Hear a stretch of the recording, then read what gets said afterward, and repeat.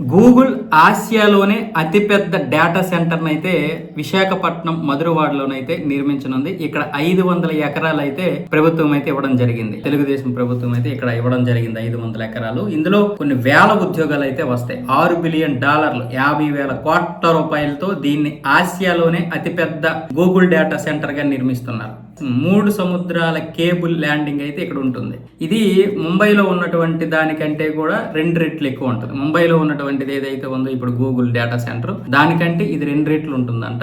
ఇదేమొచ్చేసి 1 gigawatt సామర్థ్యంతో దీన్ని నిర్మిస్తున్నారు. ఈ 500 ఎకరాల్లో అనేక హబ్బులు అయితే ఉంటాయి. ఈ హబ్బుల్లో చాలా ఉద్యోగాలు అయితే క్రియేట్ చేయొచ్చు. ఇప్పటికే 12,000 మంది ఉద్యోగులకైతే దీనికి ఒక ప్రాసెస్ స్టార్ట్ అవుతుంది. దీని గురించి ఐటీ మంత్రి లోకేష్ కూడా పూర్తి వివరణ ఇచ్చారు. అలాగే అనుమతులు కూడా ఇచ్చేశారు. ఇప్పుడు గూగుల్ కి ప్లేస్ ఎక్కడైతే ఉందో మధురవాడ దగ్గర ఆ ప్లేస్ ను కూడా ఫైండ్ అవుట్ చేశారు. దానికైతే గూగుల్ కి చూపించారు. గూగుల్ కి సంబంధించినటువంటి నిర్వాహకులు రావడం, దాన్ని మొత్తం ఓకే చేయడం కూడా జరిగిపోయింది.